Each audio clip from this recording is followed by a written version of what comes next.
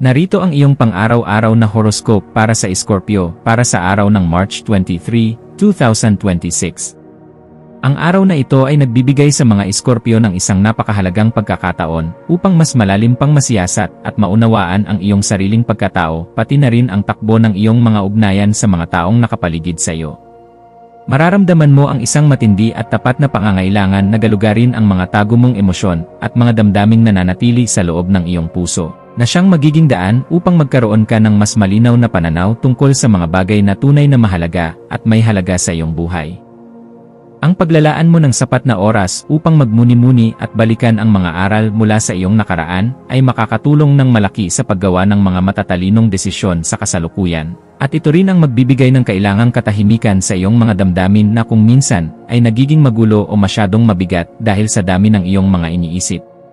Kapag naintindihan mo ang iyong pinagmulan, mas magiging madali ang pagtahak sa landas na iyong pinipili ngayon. Sa aspeto ng iyong trabaho, ang mga Scorpio ay makakaranas ng isang mas mataas na antas ng konsentrasyon at matinding determinasyon upang tuluyan ng tapusin ang mga gawain o proyekto na matagal na ninyong isinasantabi o nakabinbin sa inyong listahan. Ang iyong likas na kakayahan na ayusin ang iyong mga ideya sa isang lohikal na paraan at ang maayos na pamamahala sa iyong oras ay magbubunga ng mga resulta na mas produktibo. At ito rin ang magpapatibay sa tiwalang ibinibigay sa iyo ng iyong mga kasama sa trabaho pati na ng iyong mga nakatataas. Ang paggamit mo ng iyong talino sa pagsusuri habang hinaharap ang mga mahihirap na proyekto ay makakatulong upang mabawasan ang iyong nararamdamang pagod o stress. At magbibigay ito sa iyo ng isang malalim na pakiramdam ng tagumpay na lalong magpapalakas sa iyong loob at kumpiyansa sa sarili. Ang bawat gawaing matatapos mo ng maayos ay magsisilbing patunay ng iyong kahusayan at dedikasyon sa iyong sinumpaang tungkulin. Pagdating naman sa usapin ng iyong kalusugan, sadyang napakahalaga na tutukan mo ang pagkakaroon ng tamang balanse sa pagitan ng iyong pisikal na lakas at ng iyong mental na kalagayan. Ang pagsasagawa ng mga simpleng ehersisyo gaya ng paglalakad-lakad sa labas, pag-inat ng katawan, o mga banayad na aktibidad na nagpapabilis ng tibok ng puso ay makakatulong ng malaki upang mapanatili ang iyong sigla at lakas sa buong maghapon. Kasabay nito, ang kalinawan ng iyong isipan ay lalong mapapabuti kung susubukan mong magsulat sa isang talaarawan o gumawa ng sandaling pagmumuni-muni upang pakalmahin ang iyong isip. Ang pagbibigay ng importansya sa iyong emosyonal na kalusugan ay hindi dapat baliwalain, lalo na kung may mga bagay na nagdudulot sa iyo ng labis na pag-aalala na maaaring maging sanhi ng pagkapagod ng iyong katawan at ng iyong kaisipan. Sa usapin ng iyong pera, ang mga Scorpio ay makakaramdam ng isang udyok na planuhing mabuti ang bawat sentimong lalabas sa inyong bulsa, maging ito man ay para sa pang-araw-araw na gastusin o para sa mga malalaking pamumuhunan. Ang pagsusuri sa iyong mga prioridad sa pananalapi at ang pagtutok sa iyong mga layunin para sa hinaharap ay magbibigay sa iyo ng kapanatagan ng loob at magpapadali sa paggawa ng mga tamang hakbang para sa isang mas matatag na kabuhayan. Ang pagiging maingat sa bawat desisyon na may kinalaman sa iyong yaman ay magdudulot sa iyo ng pakiramdam na ikaw ang may kontrol sa iyong buhay at magsisilbi itong proteksyon laban sa mga hindi inaasahang pangyayari o krisis na maaaring dumating. Sa pamamagitan ng pagiging way sa pera, masisiguro mo ang iyong seguridad at ang seguridad ng iyong pamilya sa mga susunod na panahon. Sa larangan ng pag-ibig, ang mga Scorpio na mayroon ng katuwang sa buhay ay makakaranas ng isang mas malalim na emosyonal na koneksyon kung maglalaan kayo ng tapat na oras upang makinig sa isa't isa at ipakita ang tunay na malasakit sa bawat damdamin. Ang simpleng pagpapakita ng pasasalamat at ang pag-unawa sa nararamdaman ng iyong kapareha ay lalong magpapatibay sa inyong samahan at magbubunga ng isang mas matatag na relasyon na puno ng pagtitiwala. Para naman sa mga single o walang kapareha, ang araw na ito ay isang magandang pagkakataon upang makatagpo ng mga taong mayroon ding kaparehong prinsipyo at interes sa buhay, lalo na kung pananatilihin mong bukas at tapat ang iyong pakikipag-usap sa kanila. Ang pagiging totoo sa iyong sarili ang magiging mabisang paraan upang makahila ka ng mga taong tunay na rerespeto at magpapahalaga sa kung sino ka talaga. Isang napakahalagang tema ngayong araw para sa iyo ay ang pagsusuri sa sarili at ang pagkakaroon ng kamalayan sa iyong mga tunay na motibasyon o dahilan sa likod ng iyong mga kilos. Ikaw ay tapat na hinihikayat na pagtuunan ng pansin ang iyong sariling mga emosyon, dahil ito ang magiging gabay mo upang makagawa ng mas malinaw at matatalinong desisyon sa lahat ng aspeto ng iyong buhay, maging ito man ay sa personal o sa iyong trabaho. Ang paglalaan ng oras upang kilalanin ang iyong sarili at ang pagtukoy kung ano nga ba ang iyong mga prioridad ay makakatulong ng malaki sa iyong pag-unlad bilang tao at magbibigay sa iyo ng mas mataas na antas ng kasiyahan. Kapag kilala mo ang iyong sarili, hindi ka madaling magigiba ng anumang opinyon o ingay mula sa ibang tao. Ang iyong pakikipag-ugnayan sa iyong pamilya at mga kaibigan ay magiging mas positibo at masaya kung ipapakita mo ang sapat na pag-unawa at mahabang pasensya sa bawat sitwasyon. Ang pagbibigay mo ng suporta sa mga taong mahal mo sa buhay at ang simpleng pagpapakita ng iyong malasakit ay lalong magpapalalim sa inyong relasyon at magdudulot ng kagalakan sa bawat pagkakataon na kayo ay magkakasama. Ang maingat na pakikinig sa kanilang mga kwento at ang pagbibigay ng halaga sa kanilang nararamdaman ay magbubunga ng isang mas matibay na koneksyon at isang maayos na daloy ng emosyon sa inyong paligid. Ang pagiging isang mabuting tagapakinig ay isa sa pinakamagandang regalo na maibibigay mo sa mga taong pinahahalagahan mo ngayong araw. Isang aspeto rin ng araw na ito ay ang malayang pagpapahayag ng iyong pagiging malikhain at ang iyong kakaibang talento sa harap ng ibang tao.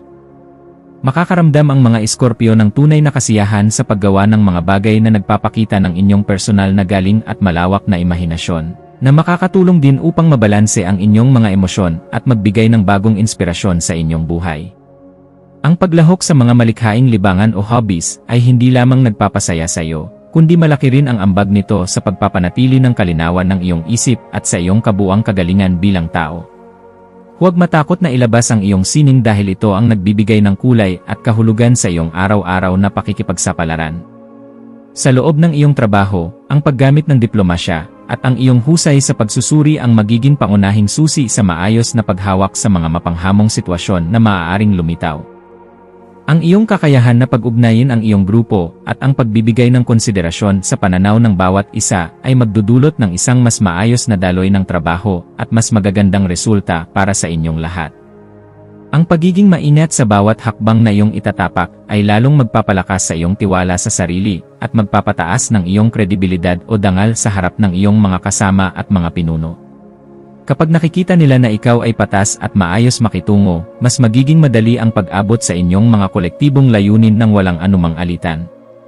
Ang iyong kalusugan ay lalong mapapabuti kung mananatili ka sa isang maayos at tuloy-tuloy na routine pati na sa pagsasagawa ng mga simpleng paraan ng pag-aalaga sa iyong sarili. Ang pagkakaroon ng balansing pagkain, ang pagsasagawa ng regular na ehersisyo, at ang pagsisigurado na ikaw ay may sapat na pahinga ay magpapalakas sa iyong katawan at magpapatalas sa iyong isipan para sa mga susunod na hamon. Samantala, ang pagsasanay sa pagiging kalmado o mindfulness ay magdudulot sa iyo ng emosyonal na katatagan at mas matinding focus sa bawat gawaing iyong haharapin. Ang paglalaan mo ng oras para sa sadyang pagpapahinga at pag-reset ng iyong kaisipan ay makakatulong ng malaki upang mabawasan ang iyong pagkapagod at lalo pang mapataas ang iyong pagiging produktibo sa lahat ng bagay. Ang iyong kapaligiran ay dapat mo ring ayusin at linisin upang masuportahan nito ang iyong emosyonal at mental na kalinawan sa buong maghapon. Ang isang malinis at maayos na paligid, maging ito man ay sa loob ng inyong tahanan o sa iyong lamesa sa opisina, ay magdudulot sa iyo ng isang mas mataas na pakiramdam ng kapayapaan at konsentrasyon. Makakatulong ito sa mga Scorpio na manatiling produktibo at laging positibo sa lahat ng oras dahil walang gulo sa paligid na umaagaw sa iyong atensyon. Ang simpleng pagsasaayos ng iyong mga kagamitan ay magpapadali rin sa iyong pagharap sa mga mabibigat na responsibilidad dahil alam mo kung nasaan ang lahat ng iyong kailangan na nagpapagaan sa takbo ng iyong maghapon. Sa aspeto ng iyong pananalapi, malaki ang magiging pakinabang mo kung maglalaan ka ng oras para sa isang maingat na pagsusuri ng iyong budget at sa pagpili kung alin ang mga gastusin na dapat talagang unahin. Ang pagkakaroon mo ng isang malinaw na plano para sa iyong pera at ang pagbibigay ng atensyon sa mga mahahalagang pamumuhunan ay magbibigay sa iyo ng pakiramdam ng seguridad at kontrol sa iyong kabuhayan.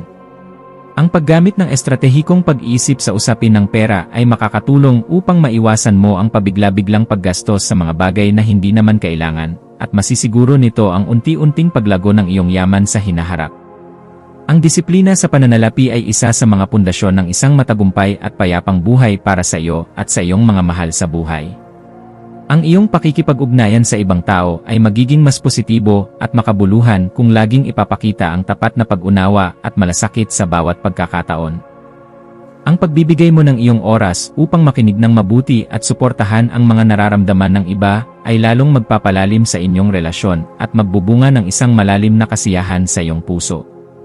Ang pagiging sensitibo at mapagbigay sa bawat interaksyon ay magreresulta sa mga mas positibong karanasan at mas matibay na koneksyon sa iyong mga mahal sa buhay na laging nandyan para sa iyo. Sa pamamagitan ng pagpapakita ng empathy, lalong gumaganda ang daloy ng enerhiya sa pagitan mo at ng mga taong nakakasalamuha mo sa araw-araw na nagbibigay sa iyo ng inspirasyon na patuloy na maging mabuting tao. Ang araw na ito ay isa ring mahalagang pagkakataon upang kilalanin mo ang iyong sarili at ang lahat ng mga bagay na matagumpay mong nagawa sa mga nakalipas na panahon.